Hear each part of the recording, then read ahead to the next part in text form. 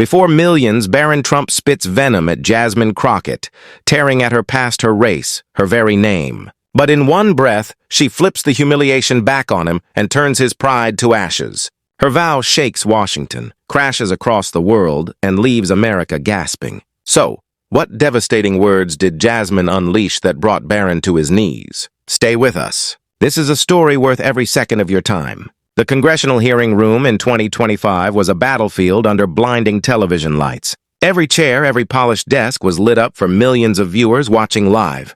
Jasmine Crockett entered with steady steps, a thick folder clutched tight, her face carved from steel.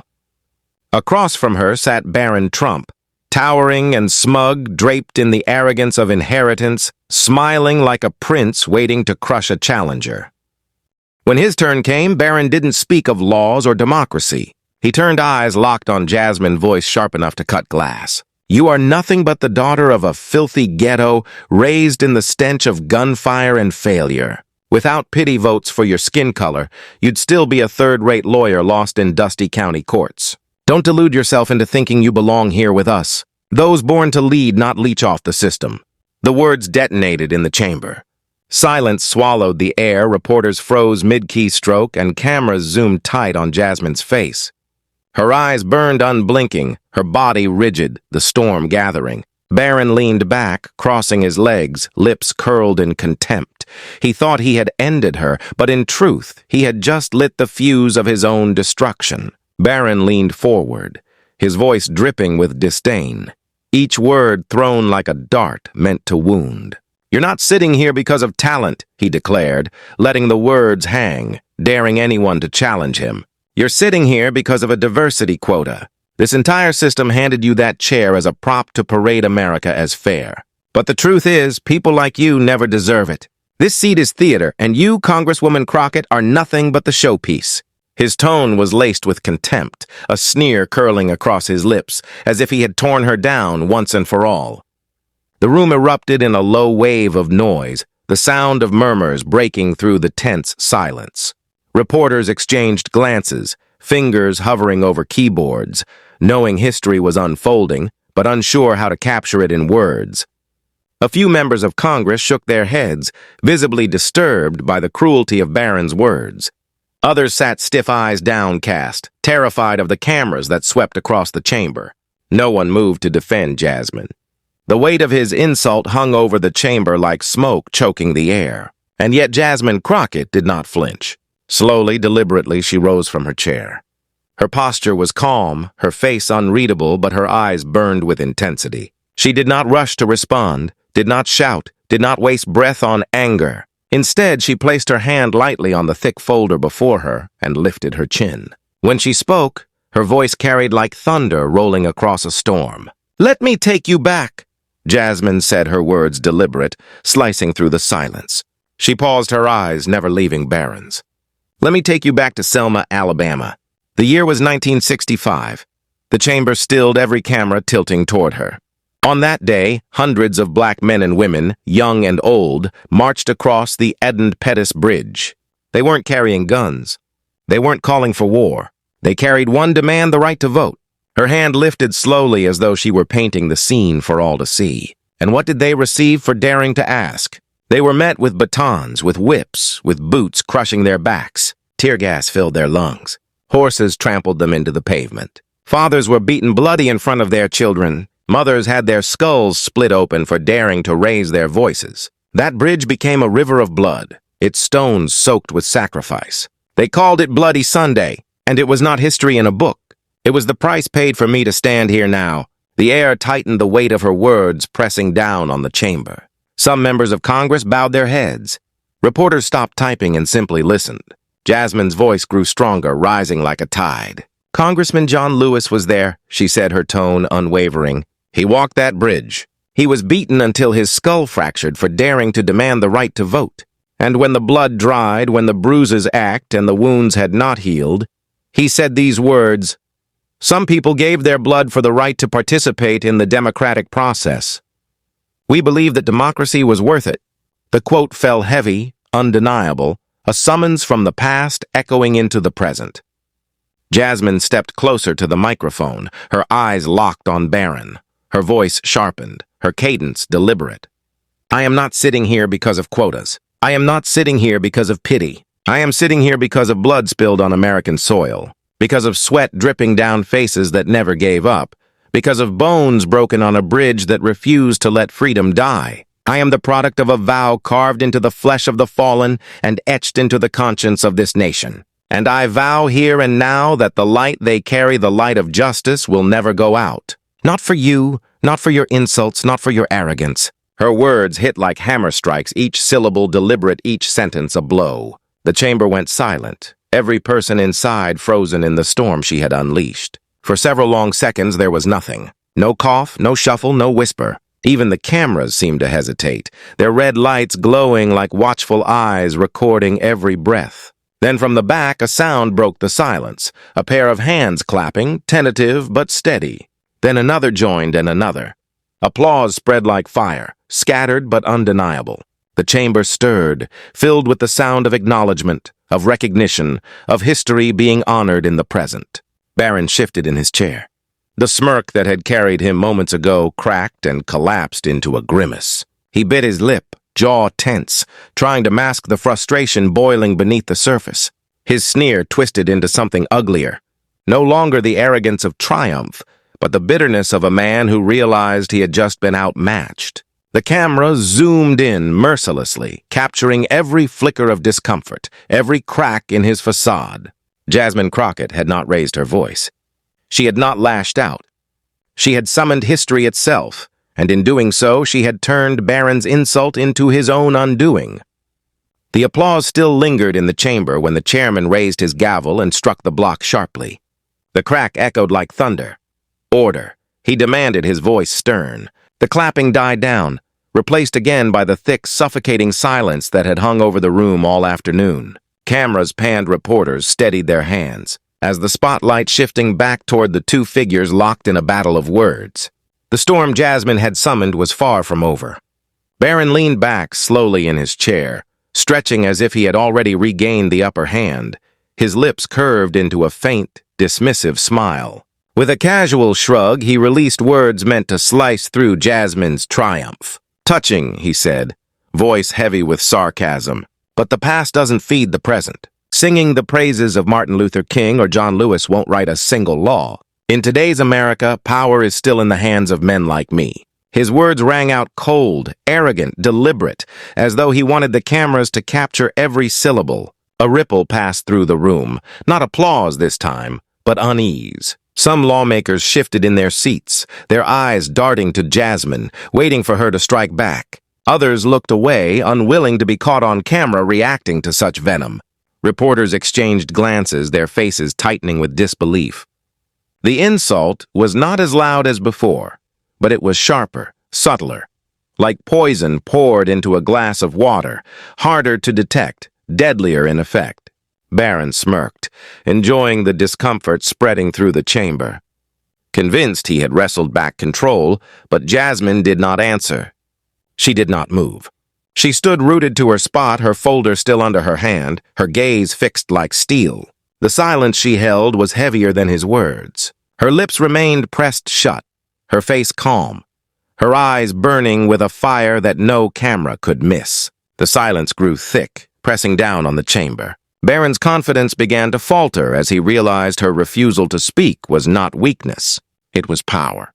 The cameras zoomed in tight, their lenses hungry for every twitch, every glance. They found Jasmine's face cold, unwavering, unblinking. It was the look of someone who had been insulted 100 times before, but refused to break the look of someone who could wait out the storm until the storm destroyed itself. In living rooms across the country, millions of viewers leaned forward, holding their breath. The silence was louder than any speech, heavier than any argument. Barron shifted in his chair. He crossed his legs again, then uncrossed them. He tapped his fingers lightly on the table, a nervous rhythm disguised as boredom. The smirk on his lips twitched. No longer easy, no longer smooth. He tried to lean back, but the chair suddenly felt smaller. He had spoken, yet she had not. And that lack of response, that unbroken silence, rattled him more than any counter-argument ever could. The audience at home knew it too. Social media feeds lit up instantly. She said nothing, but said everything. Clips of Jasmine's silent stare spread across screens, shared and replayed the quiet power more devastating than a roar. The nation watched transfixed as Barron than a roar. The nation watched transfixed as Barron. On television, living rooms across the country fell into the same stunned hush at once. Grandfathers leaned toward the screen. Daughters lowered their voices. Everyone understood they were watching a line being crossed. The camera returned to Ivanka's face, the gloss of her image clouding as she blinked back tears. A producer whispered for a closer shot, and the operator obliged, revealing the small tremor in her jaw.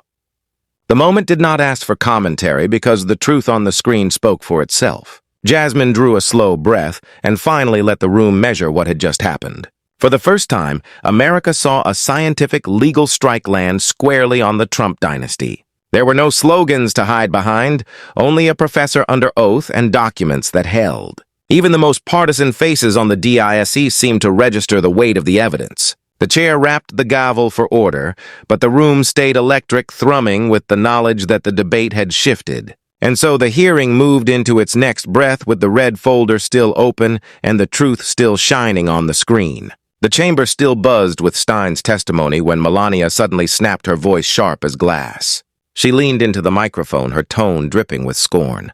Everyone knows DNA samples can be switched. Everyone knows results can be manipulated. This entire stunt is nothing but a fraud. The words echoed across the chamber, her anger rising as if rage alone could wipe the screen clean.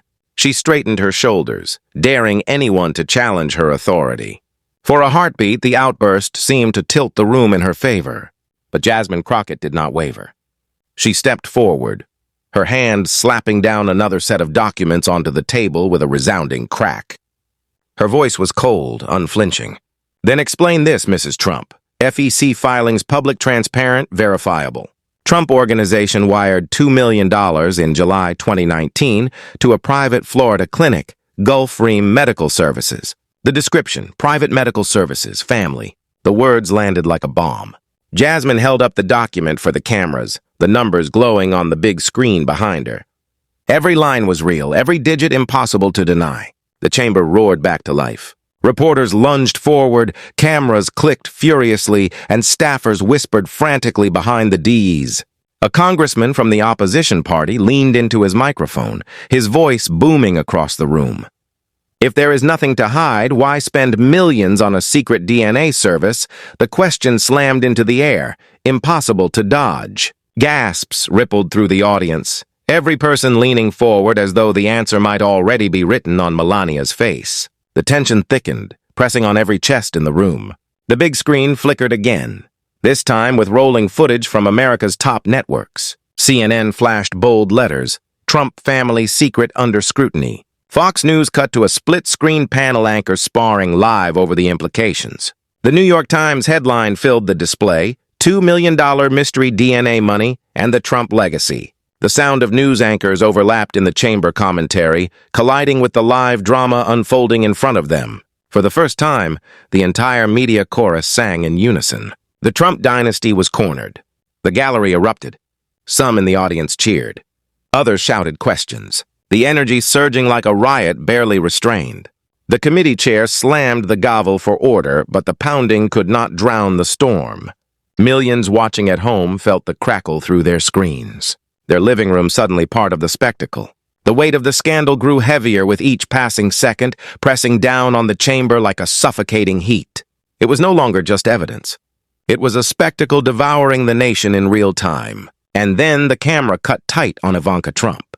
Her carefully composed face trembled, her mascara clinging to lashes as her eyes filled with tears. She tried to look down to hide, but the cameras refused mercy. Her lips quivered, her hand lifted weakly to her cheek, and then the dam broke. Ivanka Trump burst into tears before the world. Her sobs caught live, broadcast into millions of homes. The sound, soft and broken, cut sharper than any argument. The image of the golden daughter crumbling became the new centerpiece of the scandal. The chamber fell into a stunned hush. Every witness to the moment knowing history had just shifted. The noise from the last exchange was still rippling when Jasmine raised a hand, a final blade held in reserve. She turned to the chairman and said she had one more exhibit. The lights dimmed a fraction, and the jumbo screen bloomed to life with a courtroom-style timestamp. A hospital logo slid into view, Lenox Hill Hospital, New York. Then the feed resolved on a woman in scrubs before a plain backdrop, her badge clipped to the pocket at her heart. The caption read, "Nurse Margaret Hale or N." Jasmine spoke without theatrics, letting the name carry the weight. This nurse cared for neonates at Lenox Hill the week Ivanka Trump was born. She stepped back as the audio clicked on and the nurse looked into the lens. Margaret Hale's voice was steady but tight, the sound of someone who had rehearsed the truth and accepted the cost. The gallery stilled, heads tilting upward as one. Even the camera seemed to draw closer like animals scenting thunder. The nurse began. "I was forced to sign a falsified record." She swallowed, eyes not leaving the lens. The woman who brought the baby was not Ivana Trump. Donald Trump was never present at the hospital that day. The sentences landed like gavel strikes. Simple, absolute, cutting through the marble hush. For a heartbeat, there was nothing. No cough, no shuffle, only the hum of electricity and breath. Then the chamber blew wide open. Senators barked questions over one another. Aides threw up their hands and reporters surged to the rail. A congressman shouted for the feed to be paused. Another demanded the witness be sworn again. The chair hammered the gavel, the wood popping like gunshots, but the sound barely nicked the uproar. The gallery boiled into a single wave of shock. On the split screen, the nurse continued in the same measured cadence, repeating dates, halls, the name on the delivery roster. She gave the hour she was told to sign the supervisor, who handed her the clipboard, the form number that later vanished from the archive. She described the infant ID ban and the mismatch between the maternal chart and the baby's label. She recited it all like coordinates on a map, each point anchored in memory. Nothing in her voice wavered. Melania sprang from her chair so fast the microphone squealed. Her face flushed hard, eyes blazing as she hurled the words across the room. "This is slander." The phrase cracked like a whip and bounced off every wall. She jabbed a finger at the screen bracelets, chiming against the tabletop as she repeated, "This is slander." Staffers. "This is slander." Staffers.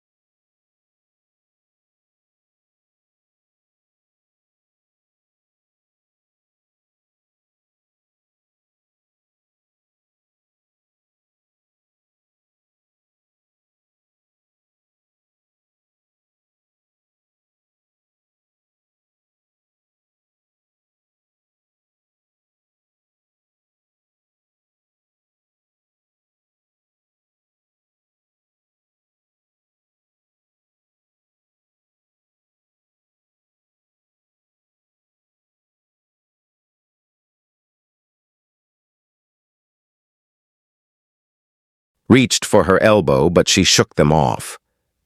Ivanka did not move. She did not look up, her head bent until her hair curtained her face, and her hands tightened into small fists on her lap. The camera drifted close and caught the slight shiver running through her shoulders.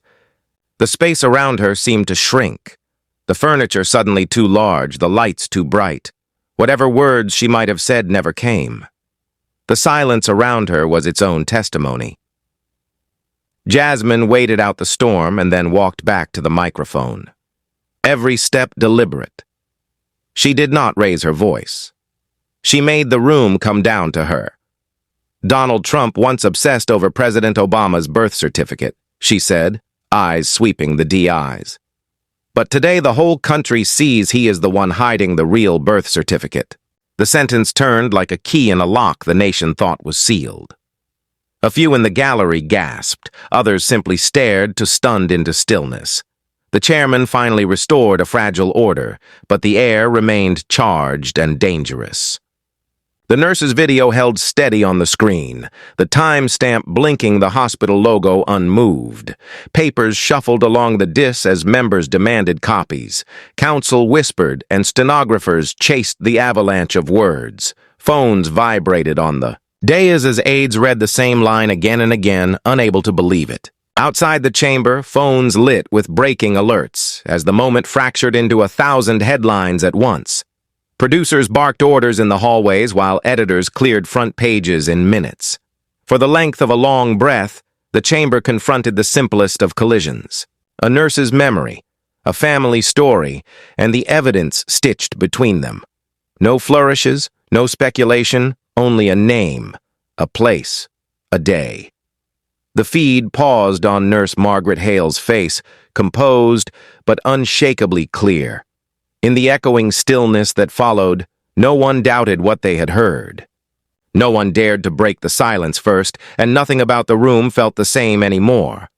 The last words from the nurse's testimony still echoed when the chamber shattered into uproar. Senators yelled over one another, reporters leapt to their feet, and the gavel struck in vain against the storm. The press gallery roared as breaking news banners flashed across phones and tablets. Ivanka's identity crisis. Producers shouted into headsets. Anchors scrambled to fill the air. The hearing no longer belonged to the committee. It belonged to the nation. Carried on every screen, every feed, every living room. Melania Trump rose quickly, her hands trembling as she reached toward her daughter. The cameras caught her face for what it was, no longer ice, but desperation. She leaned in arms, opening to shield, to comfort, took control. For a brief second, the audience might have believed a mother's instinct had taken over. But Ivanka jerked back, her voice cracking as it cut through the room. "Why didn't you tell me the truth, Mother?"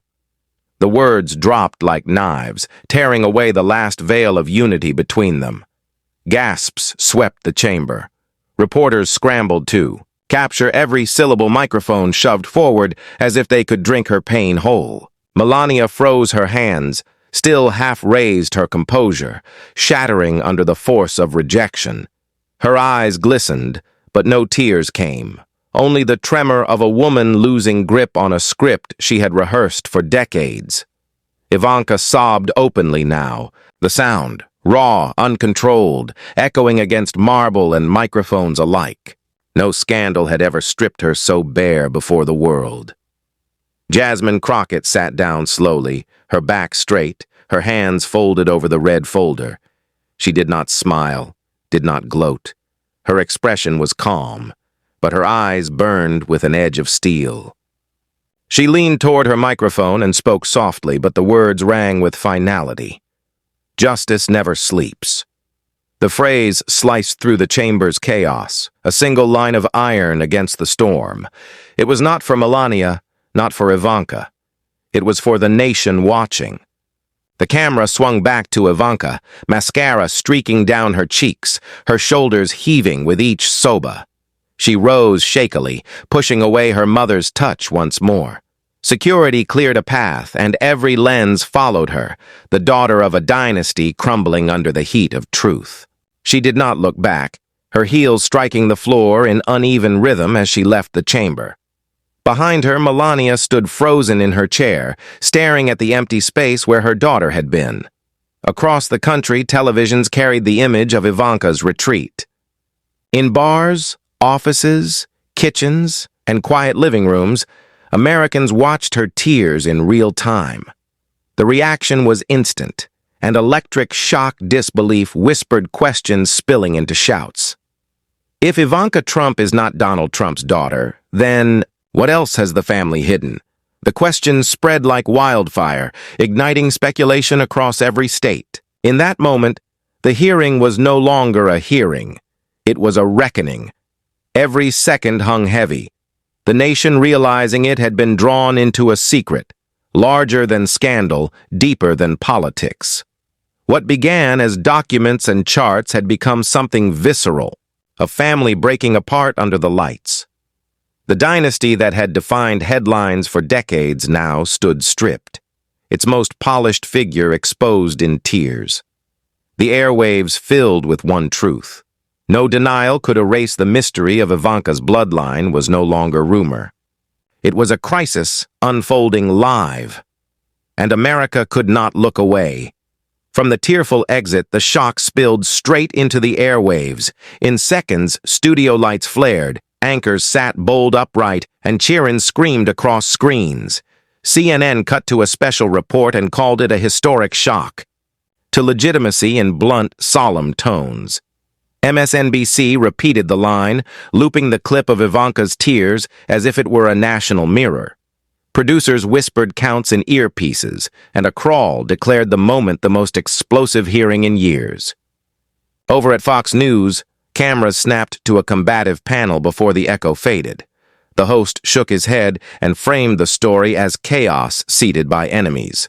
A democratic plot, he said, voice level, but eyes blazing as graphics warned of political warfare. A guest lawyer questioned chain of custody and accused Congress of staging a circus for the midterms. Another guest insisted the evidence would fail under real scrutiny, promising viewers that the truth would flip. On Capitol Hill, the uproar roared back into committee rooms and hallways thick with press. Microphones crowded every doorway as lawmakers huddled in knots that shifted like storm clouds. One senior member stepped to a stand-up mic and said, "Should we open a full investigation into Ivanka's origins?" Another snapped that the chamber had already gone too far and needed to slow down. A third warned that failing to investigate would betray Congress's duty, no matter whose name was on the door. Within hours, polling firms raced to the field phones, lighting up across suburbs and city blocks. By prime time, the first top-line numbers dropped like a hammer on the discourse. 62% of Americans suspect Ivanka is not Donald Trump's biological child. The anchor read eyes wide. The panel fell quiet, the statistic hanging.